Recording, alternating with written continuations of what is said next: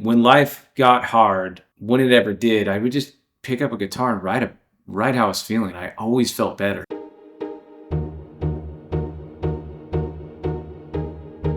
Again, so I just got my head down and started going, okay, I'm gonna make one song that kind of sounds heavy. I'm gonna make one song that's clearly a ballad. I'm gonna make a dance song. I'm gonna do whatever, and just whatever comes to me, and I'll put it all together. Hopefully it doesn't sound too schizophrenic and ridiculous, and see what happens. And I'll call it AWOLNATION because it's a big sounding name.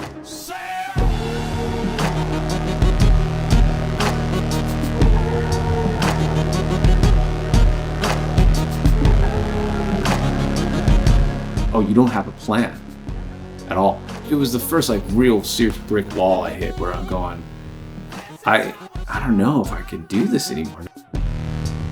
I just remember all these bands getting record deals around us and thinking hey, I got a band too. Why don't we pursue this? And then now that Pro Tools and technology had evolved so much that it was pretty user friendly, and someone like me who could play video games decently could, anyone who could play Call of Duty or Halo or whatever could kind of figure out how to use Pro Tools.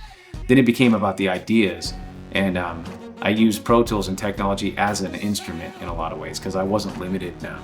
So I could sample a beat that was from or a sound that sounded like the hip hop records I loved growing up, but also put guitars over that, and it was just kind of limitless, because I wouldn't have made it in 1985. I just never thought about money. I never thought about a plan for that. I just thought if I'm making music and I can just continue to do that, and I didn't even think, I should have, but I didn't even think of what success is or isn't. I don't always know what to sing about, or how to relate to people. And this all started for me as music has always been, in writing songs, first and foremost, was a coping mechanism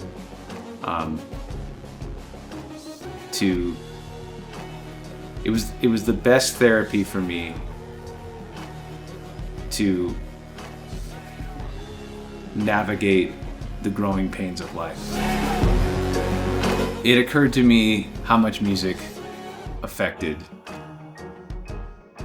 my mind, heart, and soul at a pretty young age, although it seemed untouchable and impossible to figure out exactly how that was happening.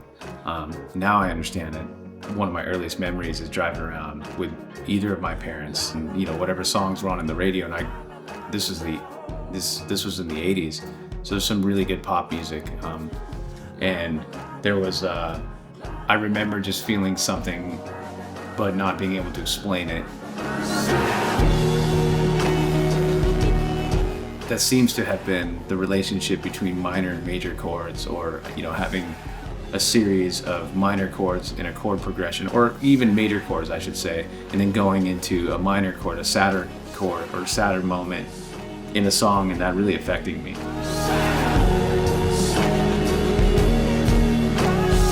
I was so passionate, we were all so passionate about music that I think just being on the road at all for any reason, or any vehicle, or any way of getting around was really exciting, and it felt like a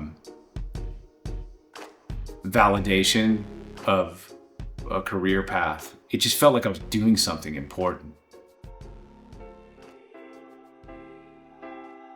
I think a lot of people expect songwriters to automatically have a traumatic,